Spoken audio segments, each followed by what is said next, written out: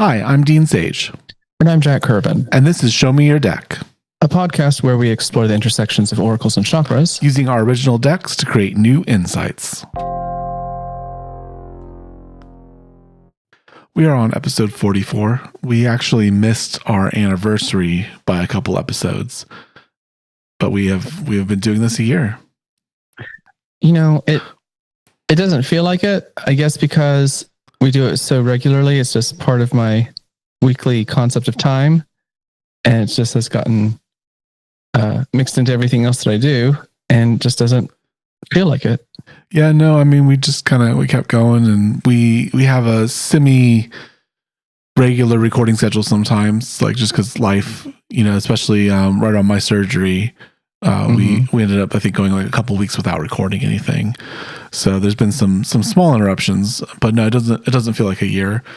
And we didn't quite make it to 52 episodes because we didn't have an episode every week. So that was the other thing. Like, I think I was expecting us to hit like right. Yeah. So like when we hit it, like I think we hit it at like episode 42 or something like that. Then I was like, oh, wait a minute. We've done a 10 year. episodes. Yeah. How would we miss 10 episodes? That's weird. Okay. Well, anyway, when you put it in those terms, suddenly it's strange, but. Yeah. Well, the dates going from the first day we posted, I don't remember how many we recorded prior to posting the first episode. So somewhere in that like April, May range, I think is our actual year of doing it. So it's almost been longer than a year, really. So one way I can remember this is that it's my birthday. My birthday is tomorrow. Oh, so yes. Yeah, I can kind of just fold that in with my own personal process of maturing. Maturing is knowing that the podcast is notching up marks on the bedpost along with me.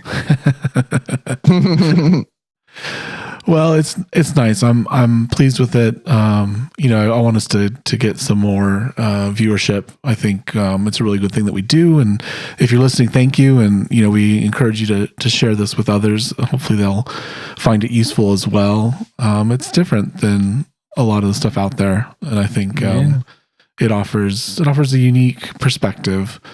That welcome and bienvenue. Welcome. Yeah, no, I think we do it a little differently, and I like how we let it kind of come to us and live in the moment and really kind of just see what fate and the cards have to say. So I'm very pleased with the show. Yeah, I'm enjoying it. All right. Well, let's get some context and see what our anniversary reading has to tell us. Anniversary, happy birthday. Deck number 4. Deck 4.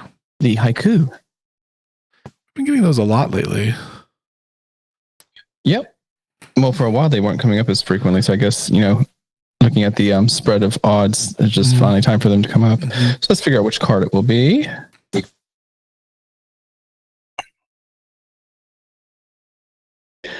$49.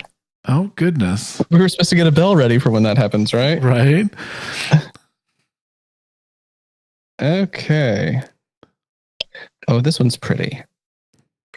Okay, so obviously this is going to be way up high in Sahasrara, the crown, ether, purple, as it is influenced by the third eye, water, ajna. So I know as it is impacted by IC. Ozone, thunder, hush. Electric tension, listen. Cascading rain, learn. Ozone, thunder, hush. Electric tension, listen. Cascading rain, learn. Okay. And this is ether touching what? Water. Water. Okay, so this is crown and third eye. Crown and third eye. Okay. So hush, listen, learn. Hush, listen, learn. I like that. Because if we got throat, obviously there wouldn't be, hush. There wouldn't. That wouldn't be it. Like, what is ether touching the throat? What's that interaction say? Oh, You don't have to get the exact one, but I just like, what's the vibe of it? That would be the aurora borealis. Okay. So whispers of color up in the sky. Whispers of color. Okay. So here we have ozone, right? The smell of lightning in this case. Is that kind of where you're going with the imagery? Yep. Exactly. So we have like the crack of lightning. And then the rain itself finally pours. So it's the onset of a storm, but not a bad one. It's like sun showers where it doesn't look like it should be raining at all. Like the clouds are way over there, so how's it raining straight down on me here in the middle of the day? Okay, so like thunder, was it thunder, sunshine? What do they call it? We call it sun showers. Sun showers. Okay. There was something about thunderstorms and the sun being out. There's some word. Thunderstorm. I think it's an up here thing. What's the profession for this one? I think I need a little bit more context. Because it's number 49, it sticks out in my mind. I'm pretty sure this is the one that says, I profess that I know that my weaknesses and strengths teach me about my strengths and weaknesses. Okay. But let me confirm that. Yeah, let's be spot on. I profess that I know my strengths and weaknesses teach me about my weaknesses and strengths. Okay. So there's self-reflection. There's a give and a take. Inward to outward, outward to inward. As above, so below. I'm kind of getting that like with the lightning. It's the connection between heaven and something. Not necessarily earth, although it finds earth, but it usually connects with something a little bit taller. So this is kind of like the universal energy flowing from your crown down through your chakral system, but specifically intersecting with the third eye. Do you want me to read the entry for it as well? Yeah, let's do that. Okay, so ozone, thunder, hush, electric tension, listen, cascading rain, learn. Number 49 of 49.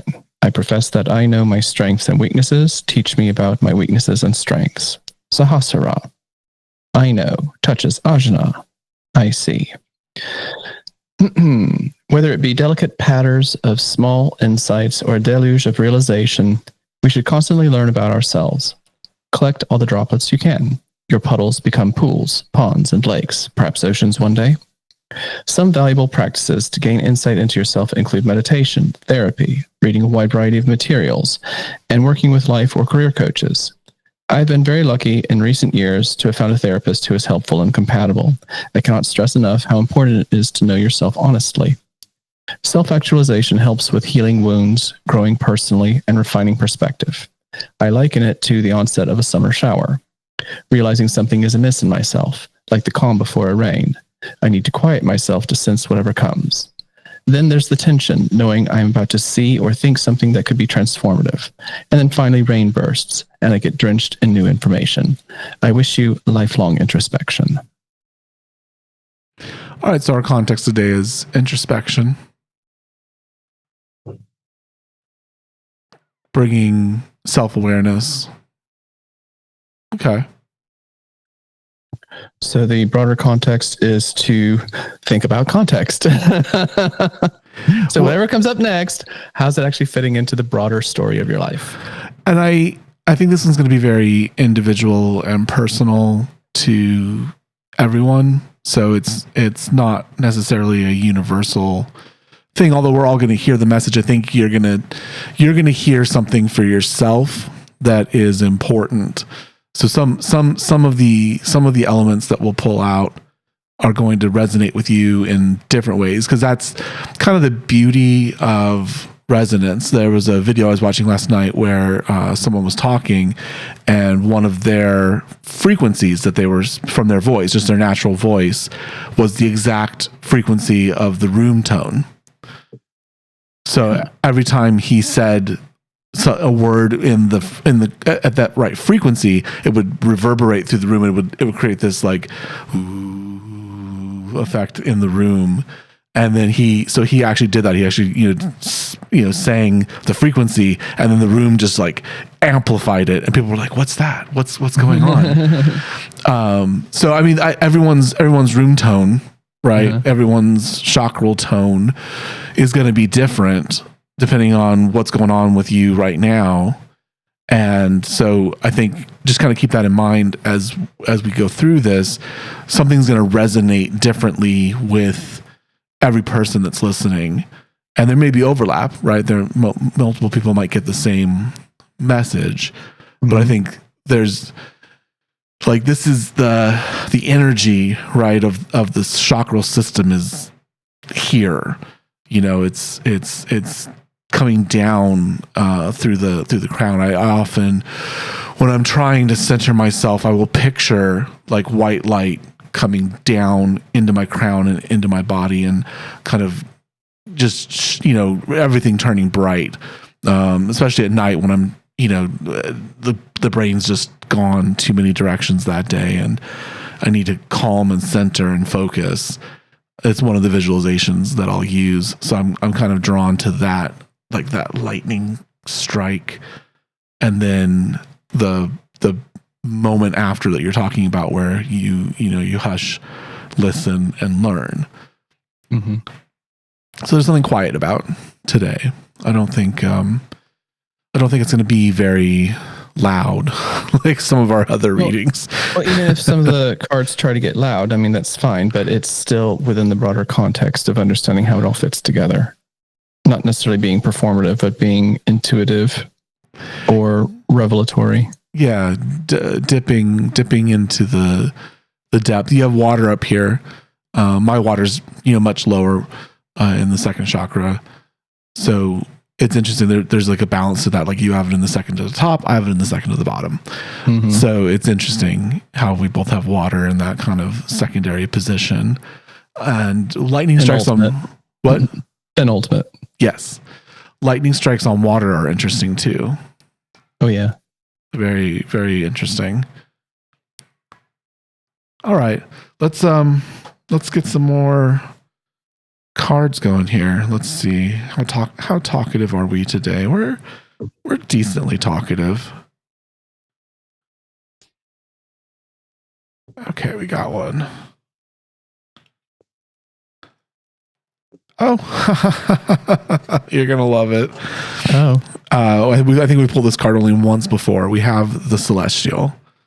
Oh, welcome back. Yeah, this is the Fool in the tarot.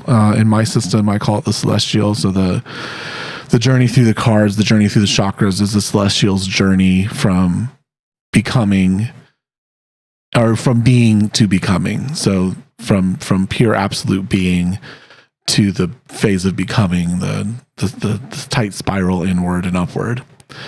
You are new again, ready to become, or sorry, let me start again. You are new again, ready to be and to become. Well, that's quite perfect follow-up, isn't it? Yes.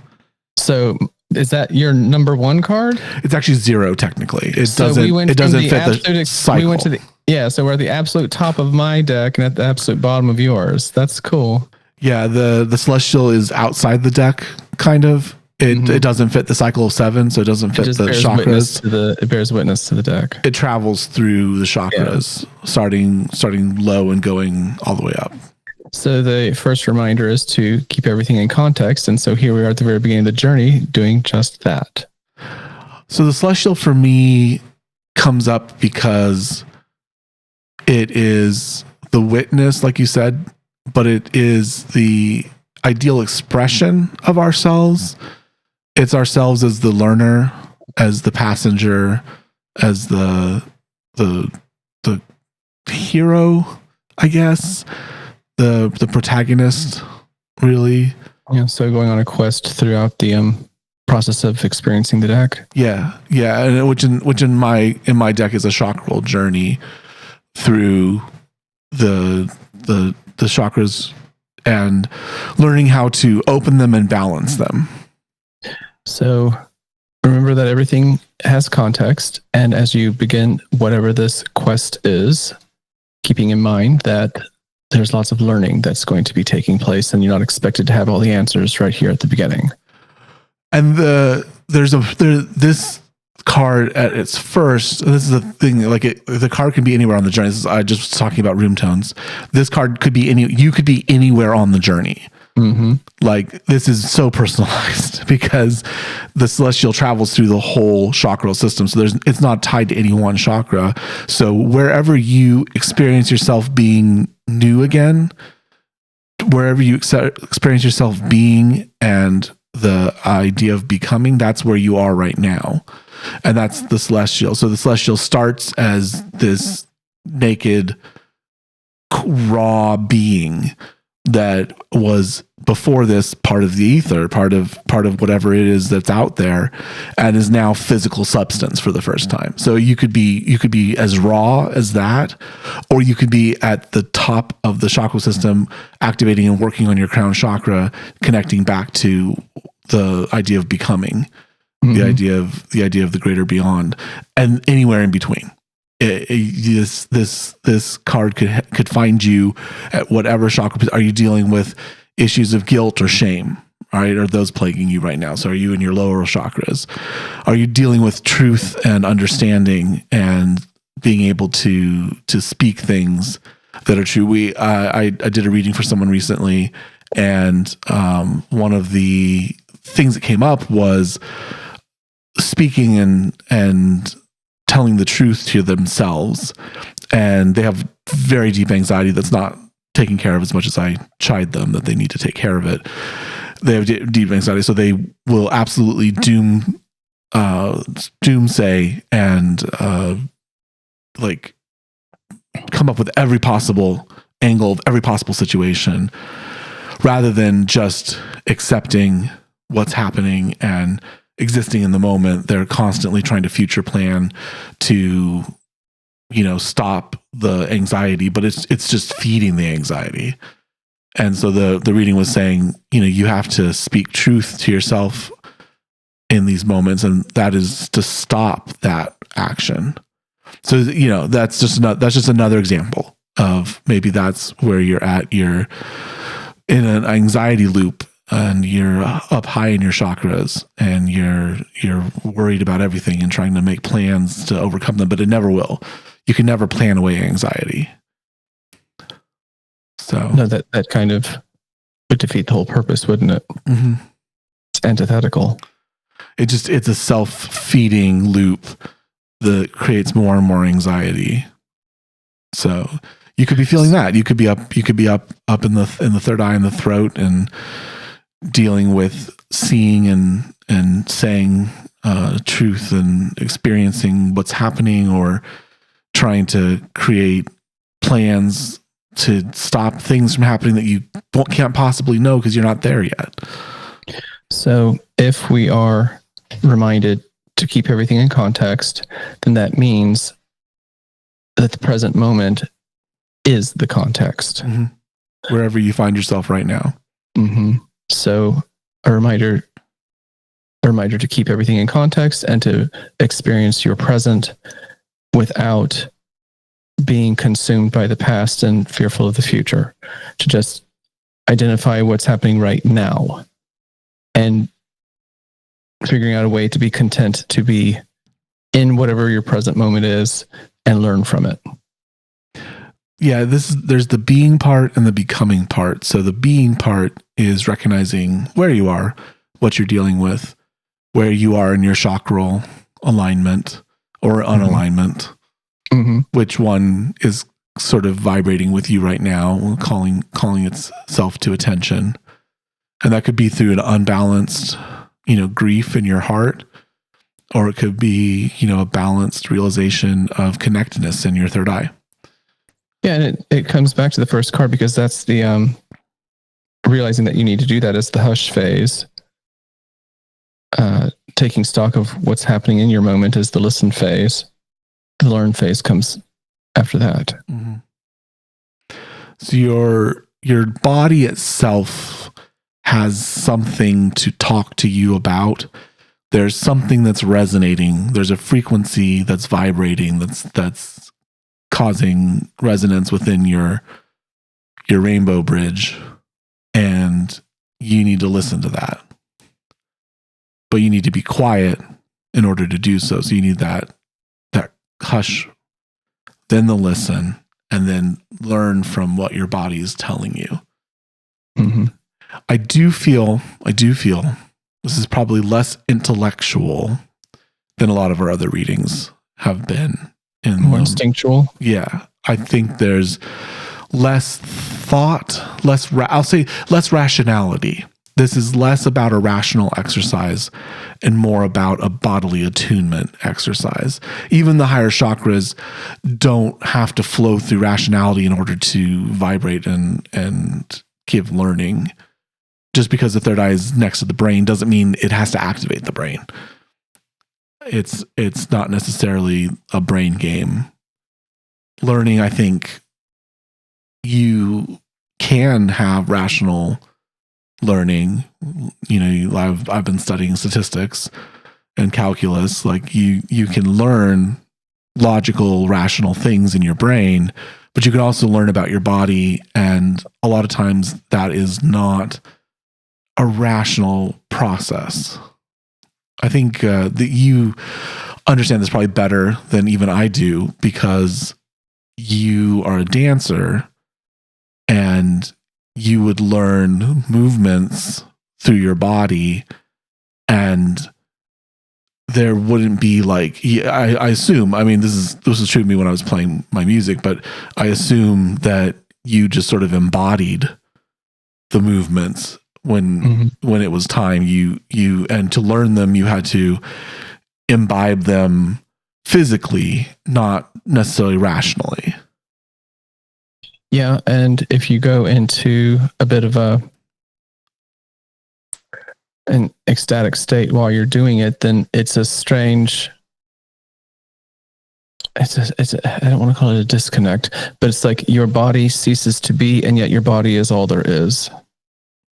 Ecstatic state is a good way to put it. That's the becoming part of the celestial. Mm-hmm.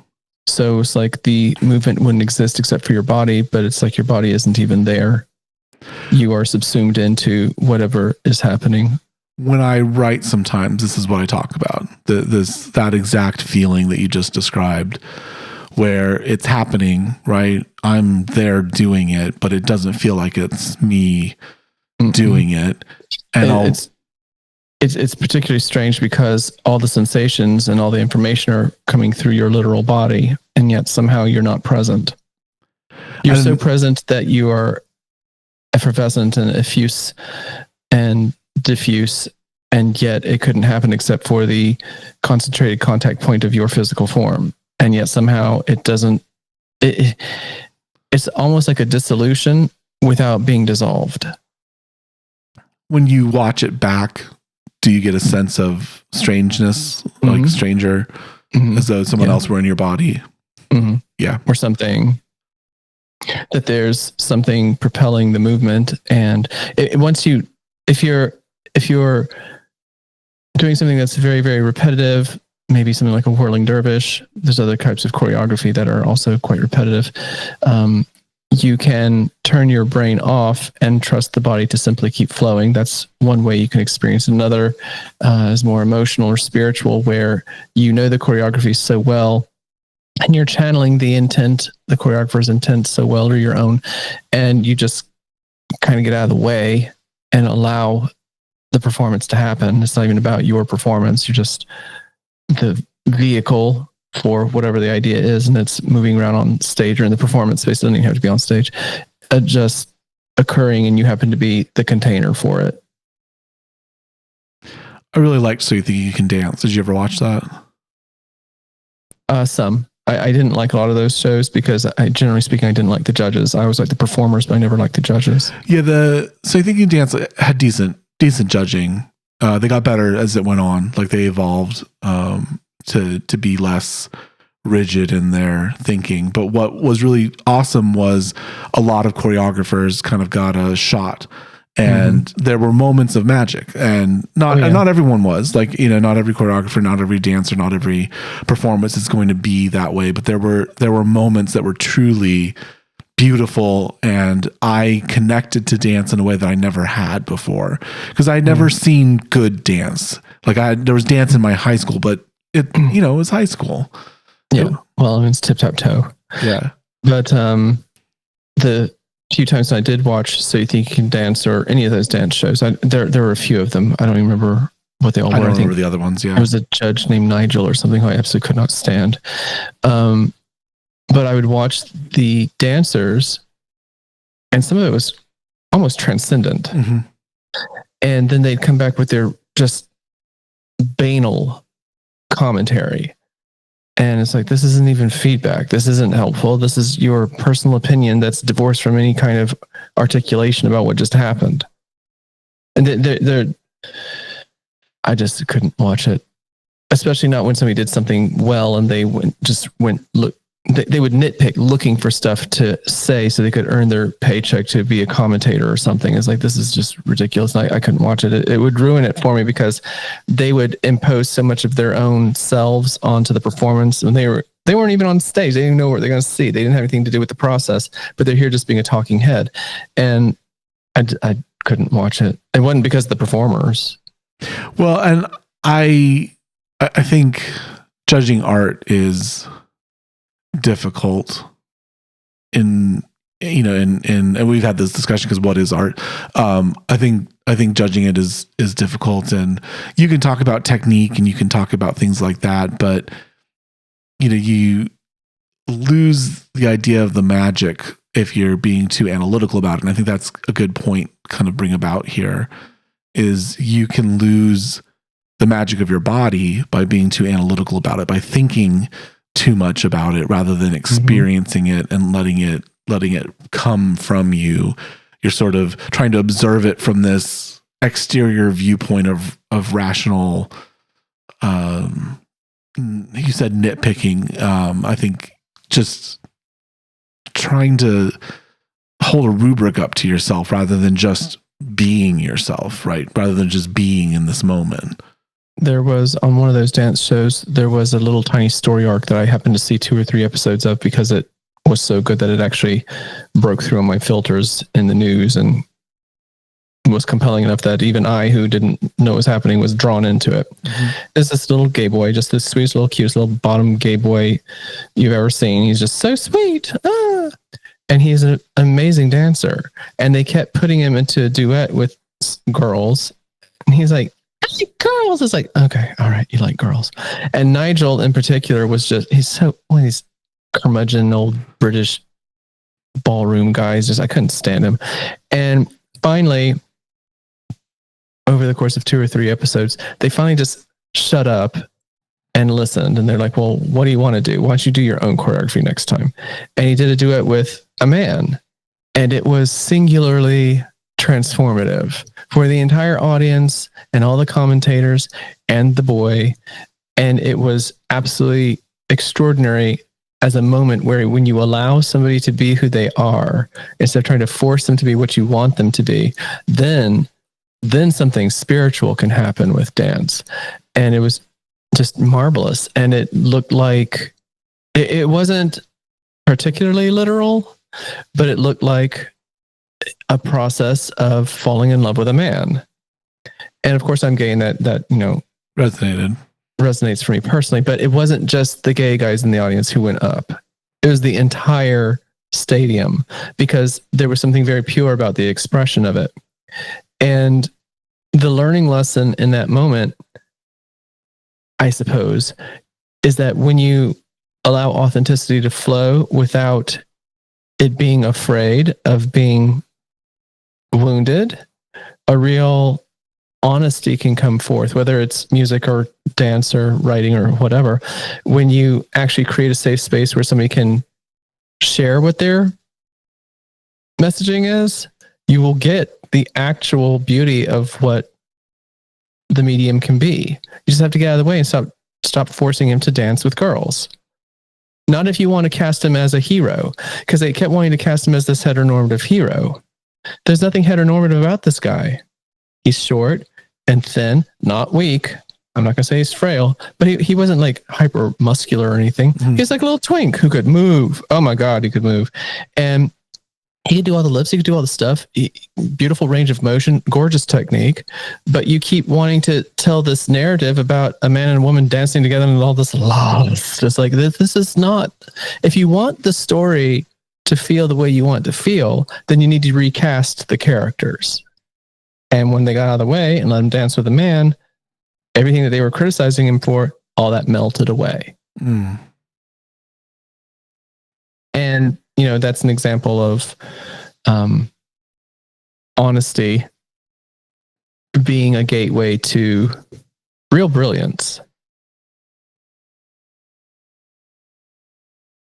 Well, I'm surprised he even had the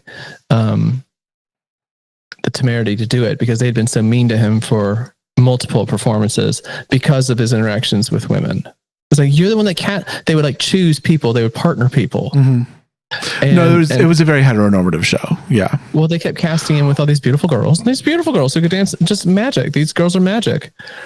But he's flamboyantly gay, and it doesn't matter how many times you have him hold her backwards in an arch and look longingly into her face. It's not going to resonate because he's gay. And there's a different type of strength that can be used in dance when you've got two men dancing together. It's not to say that women aren't strong. Women are extraordinarily strong, of course, obviously. But whether they're straight or gay or whatever, when you have two male bodies dancing together, it is a very different dynamic. And this one happened to be gay. And so all that strength and momentum got pushed together in a way that actually exuded the desire that they were trying to evoke in the other duets. It was beautiful. Well, this is the issue, is that you have situations that we place ourselves in, or are placed in, or it might be happening to us rather than us doing it. And you're cast into a role, but it's not internally resonating with you. And so you can perform it, but you can't become it. And that's the celestial. So the celestial could very easily be performative as they journey through the chakras. It's very easy to be performative about each chakra. You can, the people with spirituality and religion have done this for centuries, millennia. It's very easy to be performative about these things without truly being it. And that's the difference here. Is your call here is to be in your body. I saw this for me between orchestra and jazz. So orchestra is very surgical. Mm-hmm. It's very literal. It's very left-brained.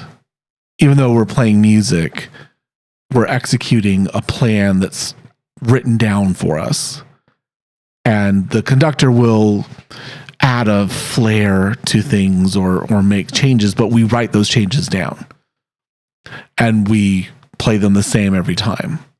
And so we'll rehearse this very surgical thing. And it's magical when composers are magical.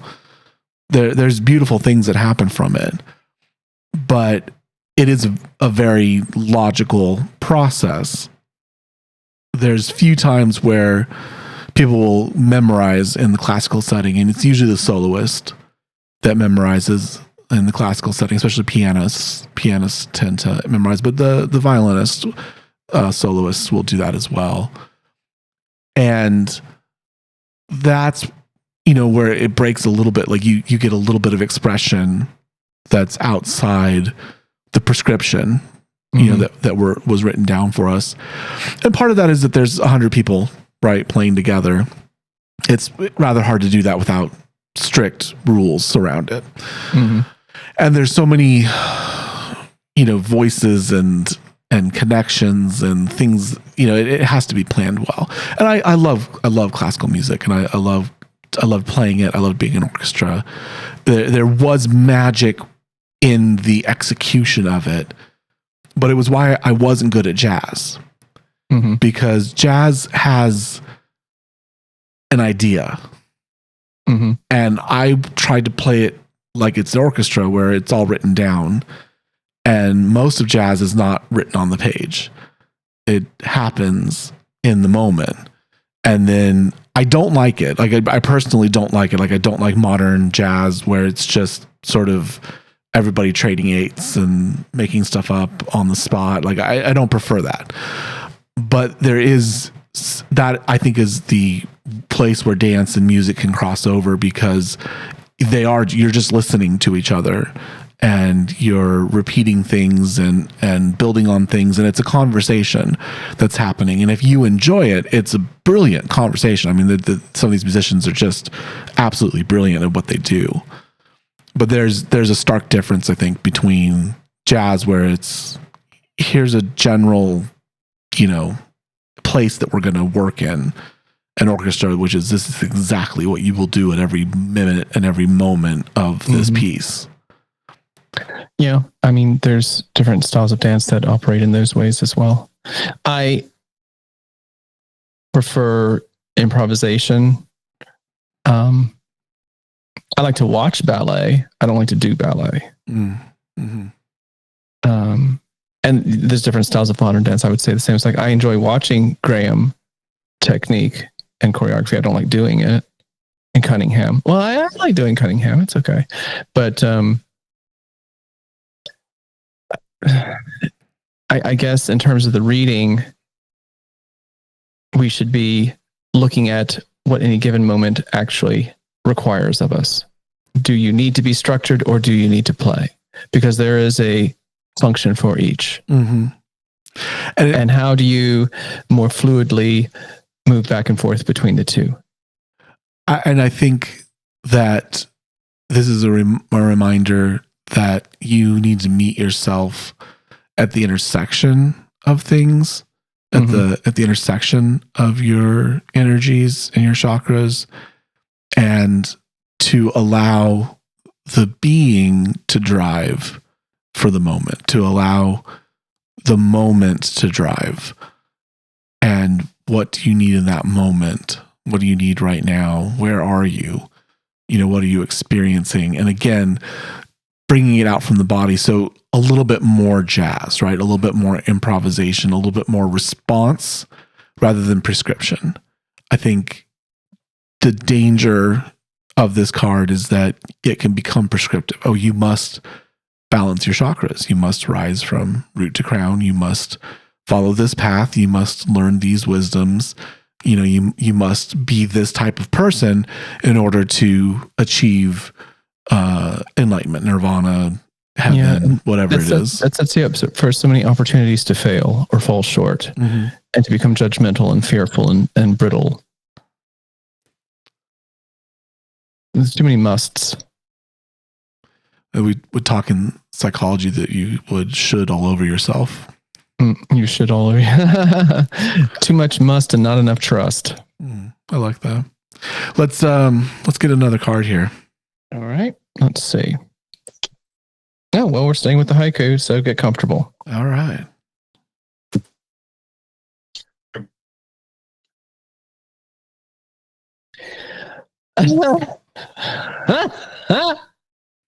Number one. Oh, wow. I don't even have to pull this one. I know what this one is. Here we go. So this is Earth on Earth, Red on Red, I am on I am. The haiku for that is stars, dust, salt, earth, clay. Me, life's face, birthing diamonds. Clay, earth, salt, dust, stars.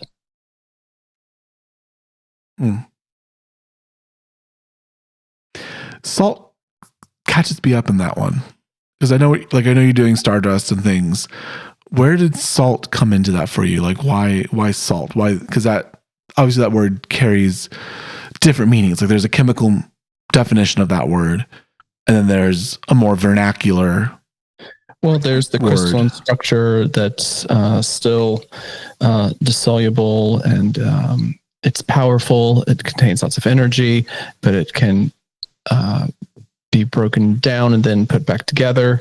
So it's a step along the way in terms of the building blocks of dust. Okay. Because there's something very interesting to me about salts chemically is that it's highly reactive metals being made stable. Like sodium and chloride separately are very dangerous to humans. Do not want to run into them. No. very, very bad. And then And yet together, we have to have them for our muscles to fire. yes, and the ions that they make. That's the even more interesting part is that they strip parts of each other away from each other, and it stabilizes them. It takes them from highly reactive to highly unreactive. When you take the extra electrons out of one shell and put it into an empty shell on the other, and they just kind of suck onto each other like teenage lovers. So it's fascinating that in this, transition from stars to Earth, right, which is where we come from, you have this pacification of dangerous things that go in to become essential parts. Yeah. And the only place metals can get created are in the heart of a star. Yeah. And this is also, looking at the recycled nature of reality. So it starts with stars as a question. Stars, dust, salt, earth, clay. It goes through all that, but then it ends with clay. So starting with where we began, clay, earth, salt, dust, stars. So using the stars to generate the stuff, and it comes and makes this physical form, but then ultimately that breaks back down. It turns back into dust, that collapses on itself again. There you got a star again. So it's this process in and out of the exchange of energy and the transmutation through different forms. There, and actually, this is interesting. I had a student. So when I was very young, right out of college, I taught middle school, and I did a book club for A Brief History of Time. They had done an updated version of it, and I had a couple students that were, nerdy. Hawkins? Yeah, they were nerdy. They enjoyed this kind of thing, and then they wanted to kind of get a little bit deeper into physics. I was like, okay, this is an interesting passion of mine as well. Let's do a little book club. So I think there's 3 of us, and one of them said that they thought when things collapse into black holes, it creates like a new universe, like a new something new inside of it, and we just can't see it. And actually, that's become a mainstream theory now. Some 25 years later, this little 8th grader's brain had this lovely thought that turns out to maybe be true. Like we might exist inside a black hole. Our whole universe might be the result of a collapsing system that formed a big bang, and its outer boundaries are the outer boundaries of the black hole that surrounds us. And there's things beyond us. And that's why dark matter is dark matter, because it's stuff outside the black hole that we can't see because light won't escape it.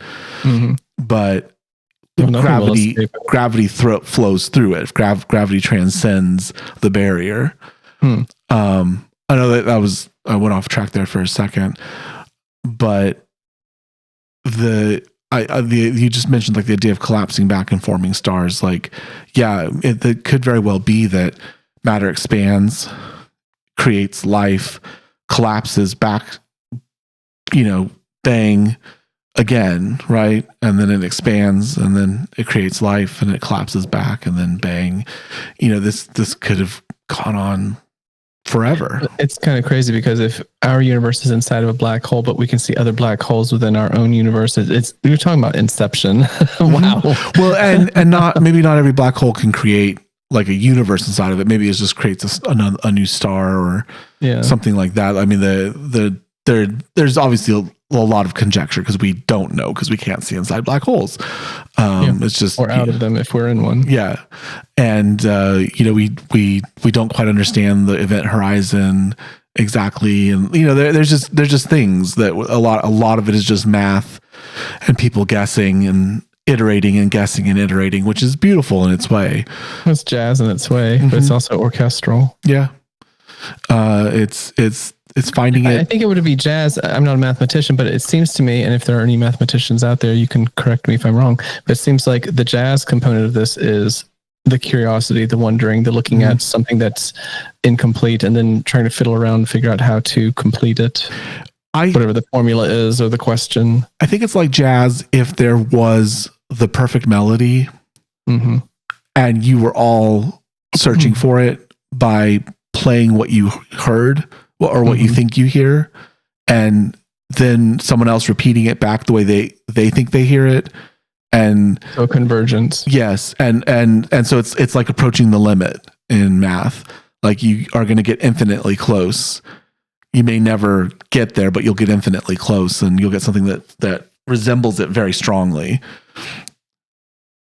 But it's to the point that can be taken for granted. It's through improvisation. It's through iteration and change and building on one thing. And yeah, for sure. There is a bit of jazz in that. And then they try to write orchestral music based on the melodies that they find. Fascinating question. In terms of the way this fits into the broader narrative of this reading, we've discussed context and we've discussed being fluid in terms of understanding any particular moment. And here we have a reminder that you yourself are the stuff of eternity. And it's interesting that this celestial would step out into this reading onto card number 1, which is exactly in my deck. That's exactly what happens. They land. Yeah, so here you are, celestial. Here you are taking your physical form. Yeah, they land right there at the beginning. It's temporary and cyclical, and therefore, when you think about it that way, if everything is temporary anyway, then why even bother with the concept of perfection? You continue to strive, of course, but why worry with perfection then? It's what you just said about it being infinitely close to something. Maybe we should not worry so much about perfection and focus more on the convergence towards the infinitely okay. Well, and what do you judgment go? What are you striving for, right? What are you actually striving for? Is it truly perfection, or is it some perfect ideal that you have been fed or created for yourself? Is it something that you have imbibed and embodied within you that is not real? At the beginning of the Crown series in my system, it's number 43, 49. Mm-hmm. It came up recently where purple on purple, ether on ether. And it's adjacent to what you were just saying. The profession for that is, I profess that I know dynamic balance is more ideal than static perfection. If we allow ourselves to be alive and to make mistakes and to learn and grow and evolve, that is the very definition of movement in life. A crystalline, perfect form, it really can't be alive because that's static. It's stillness, and if something is still, it dies. You have to have movement, even if it's just the movement of breath through your system, or blood, or conversations taking you from one idea to the next. You can't really be static. If you turn yourself into a statue that never changes, you might appear perfect, but are you even alive anymore? If your morality is crystallized, if your habits are crystallized, if your ideas are crystallized, and they're not open to change, then, it might look like perfection, but if it doesn't serve any function beyond just being perfect, then it really has kind of ended its own cycle of perfection at the moment it becomes perfect. And of course, the idea of perfect is relative. In Islamic art, at least in the Middle Ages, I don't know about now, I would presume it's, if not the same, then similar. They are not allowed to make representations of Allah. So that's why you see all those magnificent geometric patterns everywhere. They're an expression of the universal perfection that flows from the Godhead. And yet, if they made perfect geometric designs, that in and of itself could be seen as idolatry. So it will be subtle, but they will purposefully put a mistake somewhere in those geometric patterns so that hidden within there is a glitch. Because to make those patterns perfect would be to represent the divine. and that's idolatry. So even in something as complex and gorgeous as, the interlacing stars and crescents and everything that they will carve into walls and ceilings in place of, representations of the prophet or the god, they still purposefully include asymmetricality. It's an interesting way to show respect for the divine. Mm-hmm. I've heard that. Yeah, I was given that actually in orchestra. That's where I heard that. Mm-hmm. That, and because I think there is, a tendency when you have everything prescriptively written down to strive for perfection, right? To strive to perfectly play what is on your page, and for everyone else to perfectly play what is on their page to get the perfect symphony, the perfect quartet, the perfect expression of this plan. Well, perfect can be a bully. So perfection is a taskmaster. You have to just be careful the degree to which you want to be employed in their service. Well, I like to go back to that approaching the limit. You're not going to be perfect. We know that everything in this existence is flawed, and everyone makes a mistake, even if it's purposeful, right? Everyone makes a mistake, but there is this idea of improvement. And I look at this, in my writing, I, am now better at saying, okay, how am I on the line? Like, where I just wrote something, where on the line approaching the limit am I? Where am I at? Am I too far on the curve? Am I too far below? Do I need to rework this? Do I need to maybe scrap it and take a different approach at it? Or am I approaching the limit?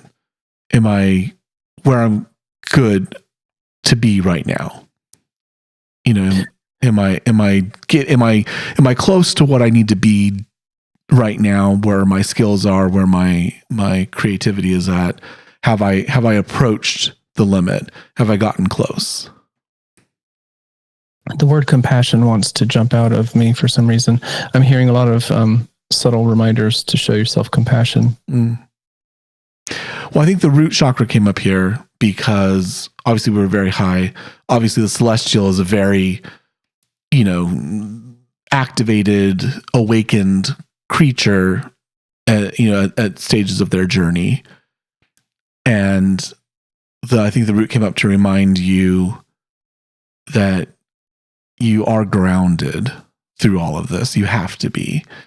And that's the being part, right? You're ready to be. That means to have firm grounding in your physical body, even while you approach the infinite, even while you approach heaven or nirvana or whatever you call it. While you approach that, you still are a being who is being right now.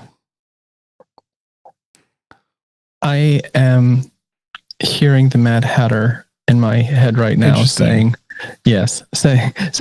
start at the beginning, and when you get to the end, stop. And it's like, yeah, pretty much. It's good Here advice. We are. It's very Be good playful. Advice. And even the concept of the unbirthday is wonderful. It's taking something that you're like, why celebrate yourself only once a year? What's the point of that? The mundane. Yes. Yeah. It's kind of funny you mentioned that because today is my unbirthday. Today is your unbirthday. But tomorrow is my birthday. And it's like, oh, I do have a very merry unbirthday today. That's fun.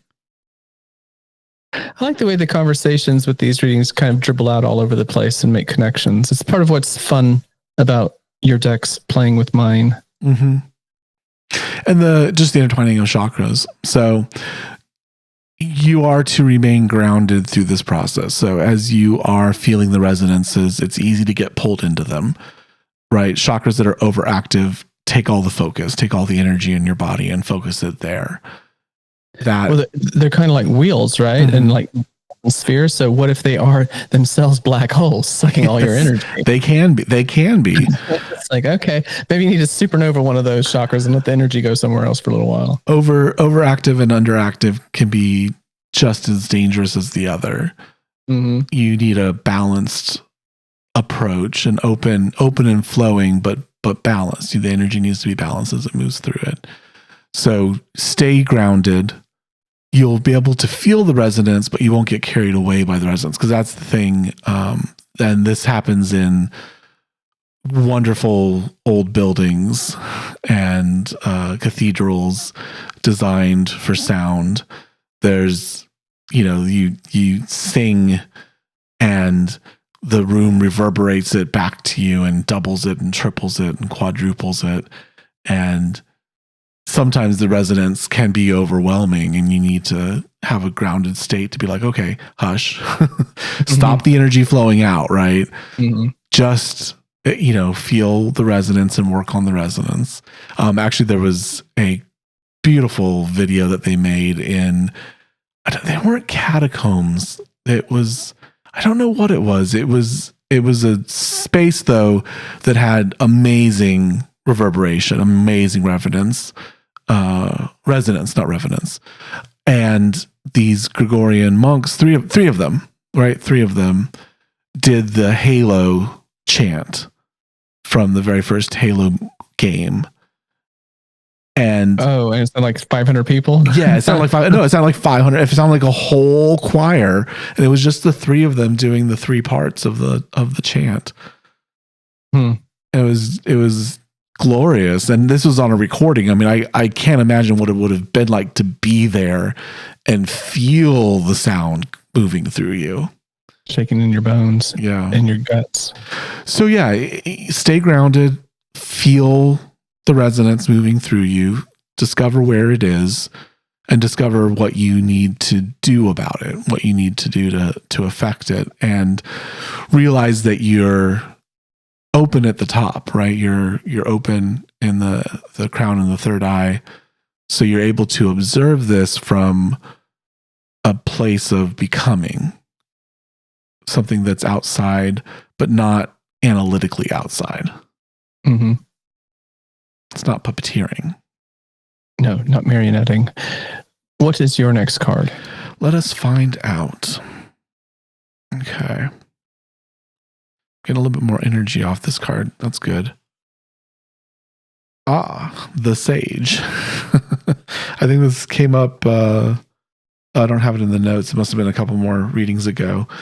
So this is number 5 of 21 in the Major Arcana.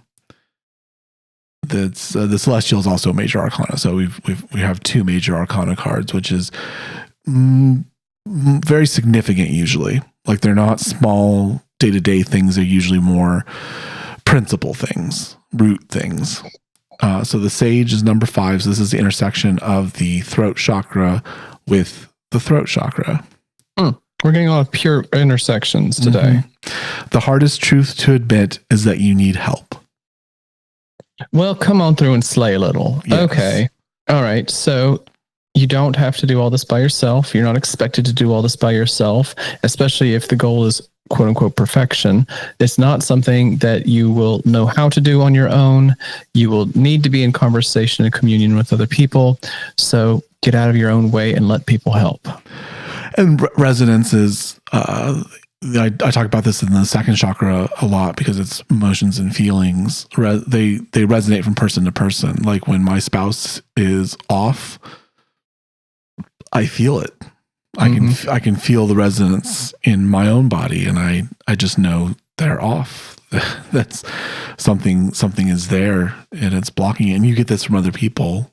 You get the resonances especially if you're calm, centered, and listening, you will hear these. So calm and centered, who's around you that's resonating at something that you need right now in this moment? Who's putting that out? Who's putting that energy out? And how can you bring them in and learn from that? And I would caution people against thinking that means that everybody has to always be nice and happy and cuddly. There is a function with dissonance. It gives you something to push off of. It might sound, non-harmonic, but it's very dynamic. It forces you to learn, adjust, and grow. So I'm not sure that I personally would want to read that as meaning that everything always has to sound like the three monks in a echo chamber doing, a chant. You do need to have some screeching in your life so you know what it is. You know how to adjust to it. I'm not saying that you go out and seek that kind of, imbalance, but if everything is always balanced, you come to stillness and there's no dynamic in that. Well, you have the anti-bodhisattva idea where some teachers teach positively, some teachers teach negatively. So some people in your life resonate in ways to help you understand how not to resonate.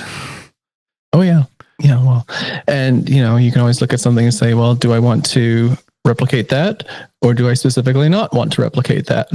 Like if you've got someone with an overactive throat chakra who's just nonstop gabbing, and is talking themselves in circles and, maybe in anxiety spirals, you can kind of say, oh, okay. I mean, that resonates with me. I have anxiety and I can see the bend toward trying to talk it, into oblivion. But maybe that's my cue to understand that silence is just as much a part of the throat chakra as speaking truth is. Well, if you want to talk about music, then you need silence anyway, because that's what creates rhythm. And also, there's beautiful moments, especially when you're in a concert hall, right? A well-developed concert hall where the silence allows the resonance to return and cycle, and it creates beauty all on its own. It creates space for breath. It creates a space for change and realization. It gives shape to whatever's happening. If there were no silence, it would just be washes and washes and washes of sound that never end and turn into mush. You need space as much as you need input. Yeah, like with sculpture, that negative space is what creates the form that is the sculpture. Same with dance. If you didn't have those types of silences and open spaces in the body, it would just be chaotic movement or boring movement, or it wouldn't look like anything. It'd just be mush. So in looking for resonance, remember that you have to move through dissonance and silence and harmony and adjusting tempos. I mean, if your life is a song or a piece of music, then it can't be constant sound. And the sage, I like, obviously, the sage, Dean Sage, I relate to it. It's the me card. And what's interesting about the sage is that it's the throat chakra, so there's a lot of talking, but when you get to the sage, the celestial, when they meet the sage, meets a quiet monk on the side of the road. And they've already met the primal who creates elements. We've met the creator who molds elements. We've met the authority who sets the rules that the elements will follow. And then we get to this monk who's just sort of sitting there, very quiet. And they enjoin you to sit as well and explore the quiet with them, so that when you do speak, you know what you're speaking on, you know what you're speaking to. And why you want to say it. So I think there's a reminder here that it's okay not to relate what's happening right now. It's okay to keep it silent and to yourself. It's okay not to, sit down and walk someone through what you're going through. It's okay to keep it to yourself. Not in a bad way, not like a secret, but it's okay to ponder what you're experiencing right now in isolation, but also it's okay to take in the vibrations and the words of others and let that percolate. So there, you might feel pressured to talk about it. And I think this happens in relationships a lot. Like my spouse just has nonverbal moments, and it's hard for me because I'm like, I want to talk about it. I want to figure out what's going on. I want to make a plan. I want to address it. I want to fix it. You want to play an orchestral piece. Yes. I want harmony and synchronization. And he's playing jazz without blowing into the saxophone. Yes. He is playing the rest, as they call it. So playing the rest. Okay, I like that. Okay. It is hard, but it's okay. It's okay to just say to others or let others know that I need this space for me right now. Mm-hmm. I need silence right now so that I can really introspect and think and experience, and mainly experience. Try not to think too much here. Try not to think too hard. Try to experience what's happening and let the realization bubble up. This is what the Buddhists talk about when they talk about enlightenment. You know, the ability to not think, right? The ability to be empty. Mm-hmm. That is very hard. Yeah. Our brains, especially ADD brains like mine, are not wired to be silent. they oppose silence in all forms. You know, even like I count rests in my head when I'm playing the music. I don't just let them be silent. I have to count them in my head. And you know, it's a moment to just say, yeah, it's okay to take space. It's okay to take a breath. It's okay to have an internal experience that you're not sharing with everyone. You know, it's okay to have introspection in quiet. It's okay to remove yourself as well. It's okay to take a step back from everything and try to find a quiet, peaceful place where you can meditate on these things. And part of meditation is having a thought, letting the thought go. And I'm not good at this. I just 100% I'm not good at this. I don't practice meditation. I should, right? It's one of the things that I should do, but I find it so difficult that I just get very disenfranchised by it. I used to meditate all the time, and it was so beneficial. And I don't remember why I stopped, and I don't know why I resist going back to it, because I know that I like it. I think part of my journey has included interacting with a lot of woo-woo people who have ended up really just pissing me off. And I think that I'm attaching meaning to the practices that I shouldn't, because the practices themselves have their value, and I'm making associations that are inaccurate. Mm-hmm. And I enjoy meditation when I do it. What's kind of weird is that I'm very good at guiding other people through it, mm-hmm. but I won't sit down and do it for myself. It's a strange intersection there. Well, I mean, we have oracles and tarot adjacent things every week, and I have to remind myself to go do tarot readings for myself. And I journal them. That's as close as I get to meditation, as I journal the tarot readings that make me think. I had to do it when I was an educator. Oh, those children. Oh my God. I would go home, and I mean, to even be able to function the next day, I would have to sit down on the floor. I had these beautiful river rocks with like wicks drilled through them so that you could see like just the flames sitting on top of the rocks. It's very beautiful. And I had several of them, and I would turn all the lights off and just light all these wicks, and there'd be all these little disembodied flames everywhere. It's very pretty. And I would meditate and watch them burn, and I would do all this to try to calm my thoughts and everything. And I had to do it. That school district was such a war zone, like a literal war zone, gang wars and everything.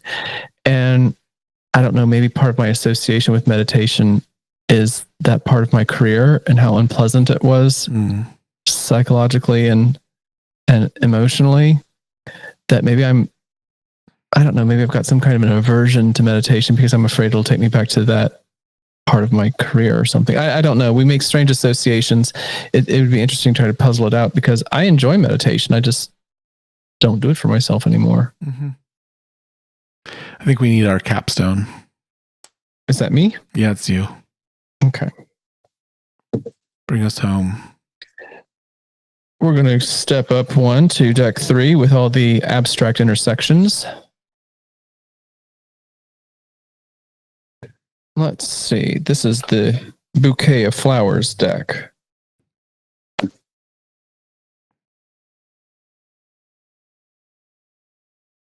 Number 40. Almost ether.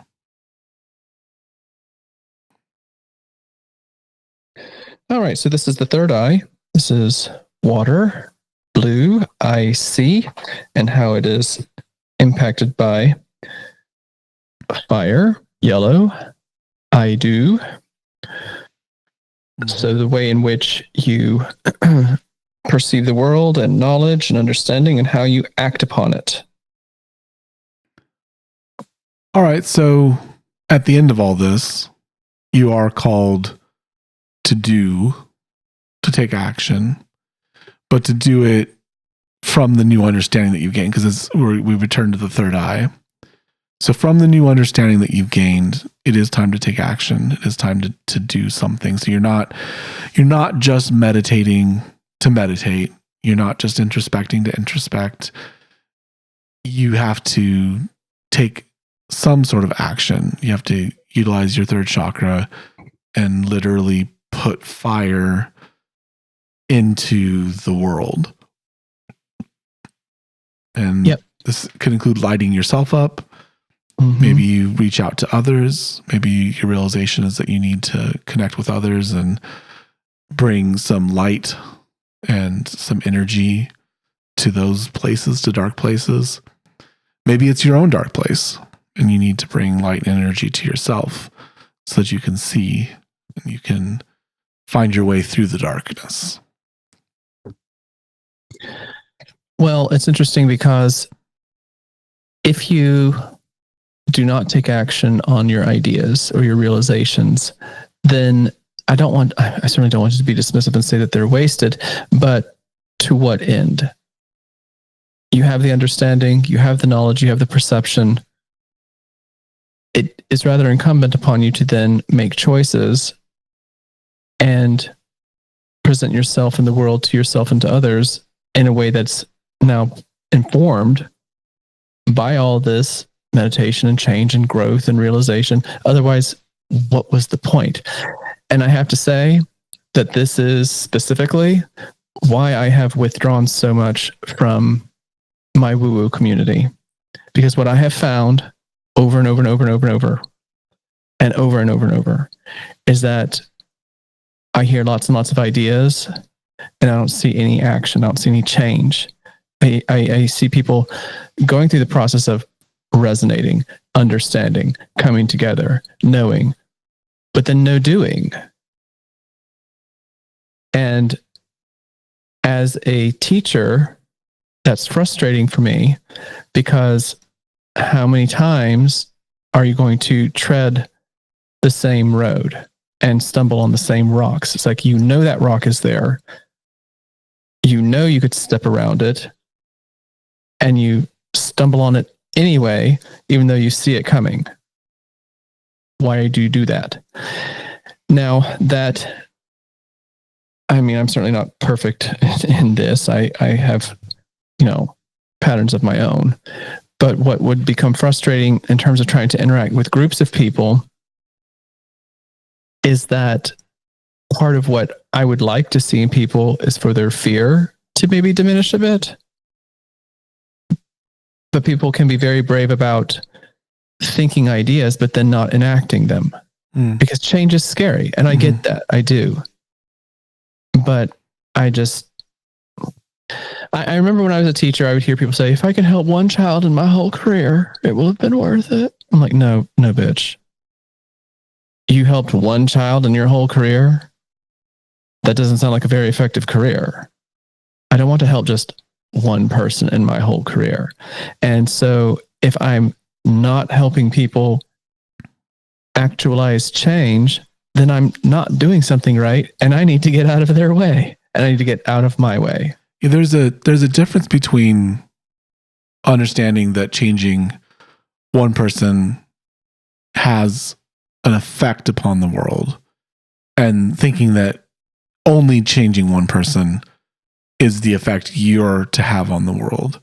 You're interacting with people every day. You should be changing them in small ways. You should be sending resonances out that affect them. If you brought one person to enlightenment, would that be a great achievement? Yeah, of course. Mm-hmm.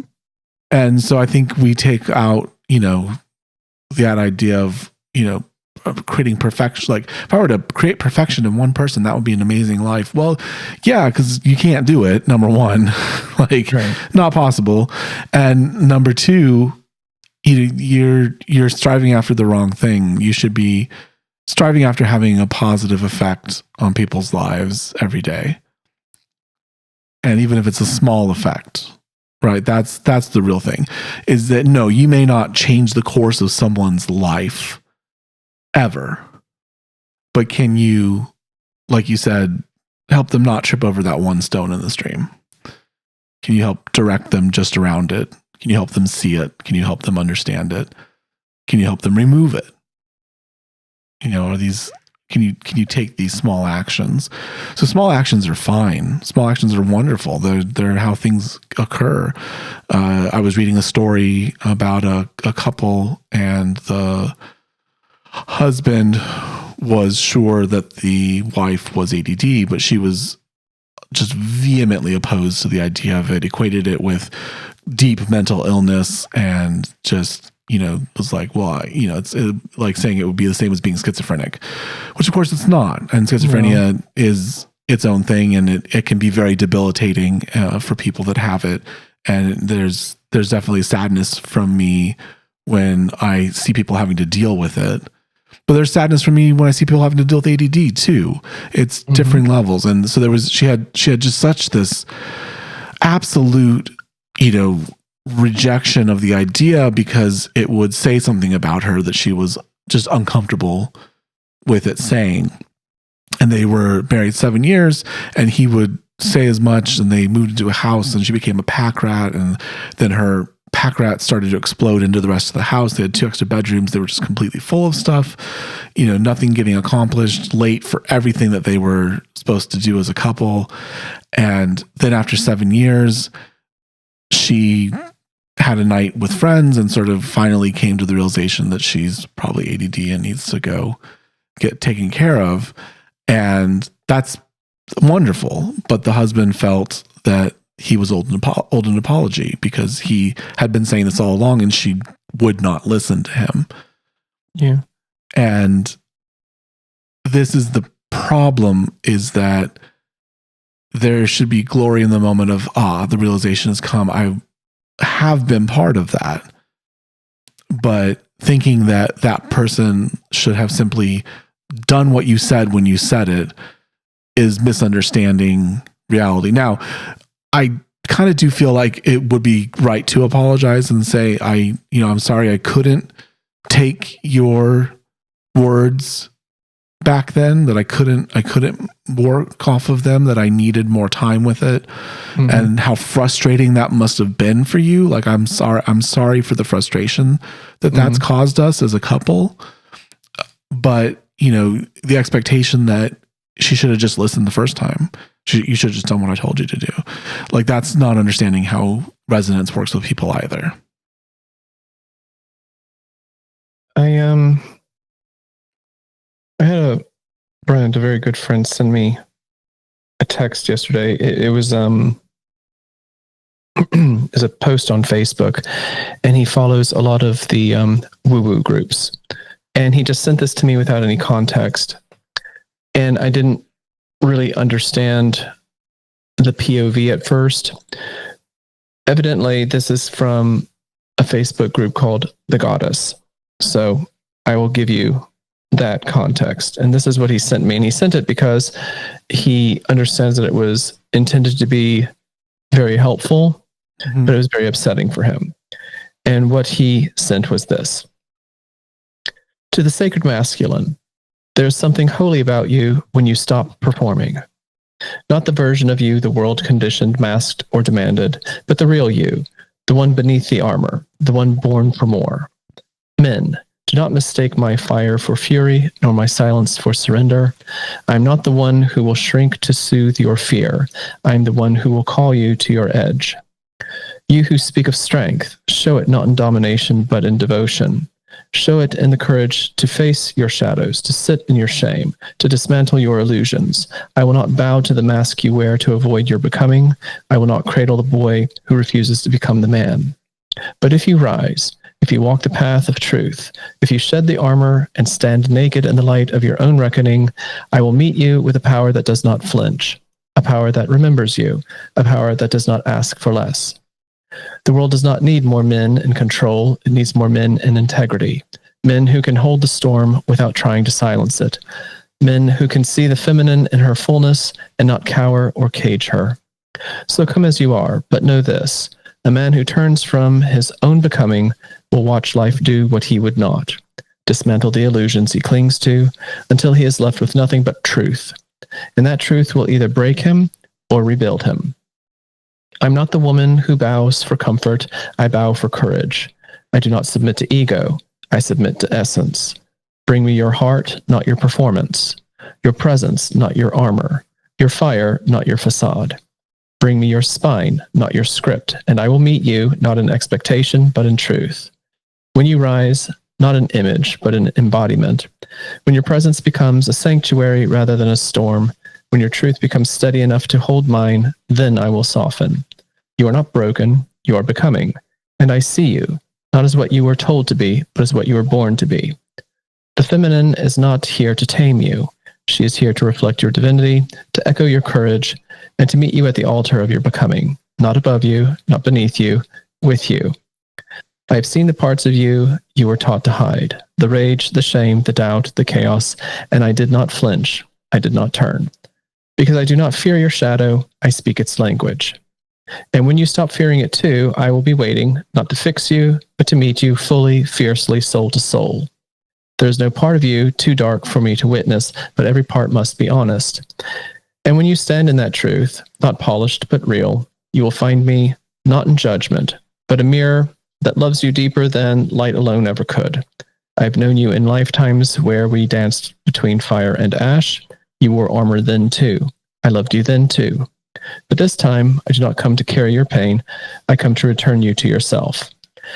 Okay, now, on its surface, all that sounds very, very, good.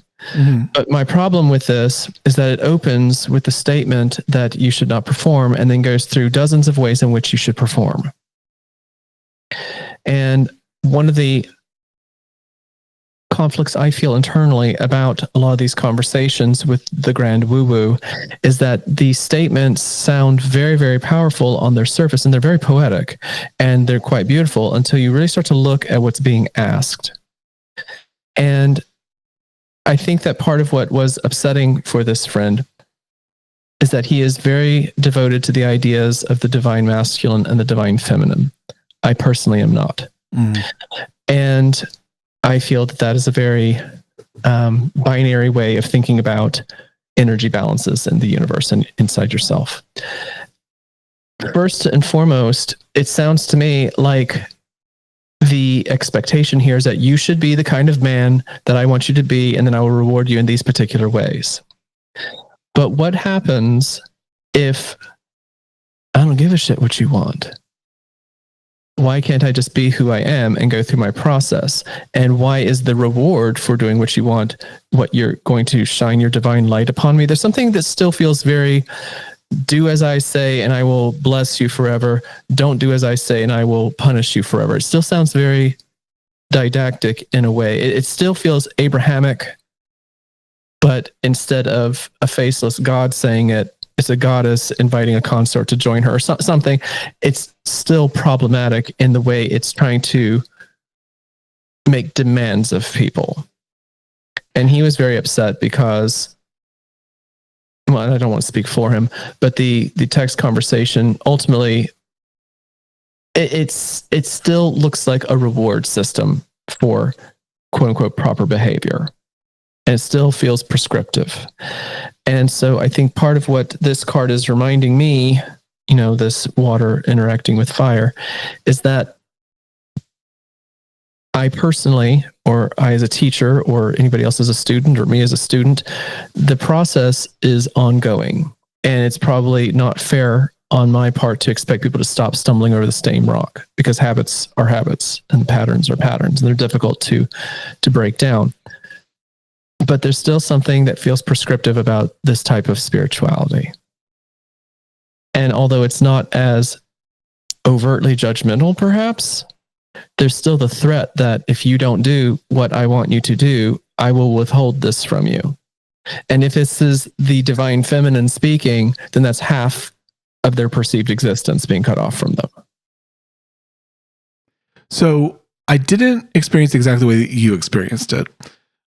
I heard two things. One is I heard a very heteronormative, patriarchal understanding of maleness. Mm-hmm. And that is troubling because not everybody participates or feels part of that or is allowed to be part of that. There's a very white male cis het sort of subject. The you in that thing is not everyone. It's not intersectional. It's very one dimensional. So feeling like that is speaking to all men in all ways, no, absolutely not. It was speaking to a very specific type of man. Oh yeah. And that's part of what I said to him in my response, is that this is a very specifically gendered and sexualized way of looking at how the universe is organized. And I don't feel any attraction to that type of call to action at all. And I agree with you. I don't really get into the divine feminine and divine masculine. It's too binary. It's too heteronormative. It doesn't work for everything. It's just no. It's claiming the same thing that religion claims.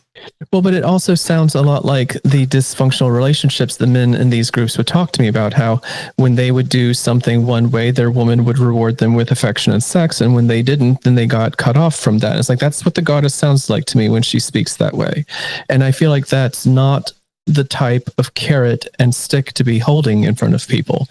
But another reason why I withdrew from these groups is because they are so heteronormative that they are not even able to think about a world where the divine masculine and feminine are not the binary. It's not possible for them to even conceive it. And that's one of the reasons why I had to withdraw. I did hear some good things in there, and we won't tease that apart because that'll be a whole other podcast, but I did hear dismantling patriarchal ideas, which I think is a positive message. I think It was stilted and delivered in a way that does not speak to all men, but the message of letting go of patriarchal influences and modalities is a positive statement. So I think there was an intent there, but it was colored and it was masked, and I can see why people would have strong reactions to it. Well, my friend is, I don't know if he identifies as bisexual or pansexual, but he's not heterosexual. And in terms of his gender expression, he's sliding scale. He's somewhere that's not cis, but not fully trans either. He's just a malleable kind of person. And we have to be careful, like looking at the context of this last card in terms of our ideas and our actions. We can spend a lot of time in our heads thinking all these thoughts, but looking back at one of the other cards, we have to have these conversations. Because if you sit inside your head and come up with these ideas without any pushback, your ideas are going to sound better and better and better and better. And then you're going to act on them, and they're going to come out like this Facebook post. And I have no doubt that the intention is very high and pure and loving, and yet it's still couched in a system that is generating its own dissonance. Like, before any of this is going to get any better, the idea needs to be broken apart completely that this is a binary system.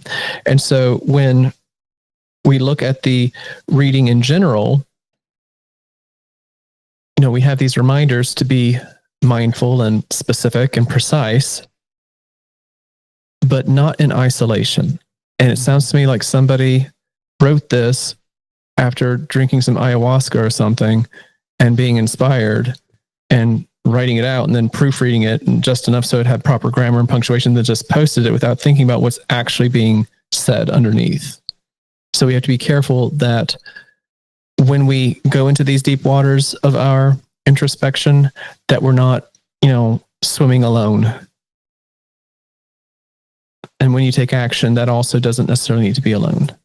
Well, there's an unexamined piece to all of that is the problem that we have. Like, we can introspect, we can learn about ourselves, but we have to examine that, because the call is not just to speak deep things or to have deep thoughts or to experience deep emotions.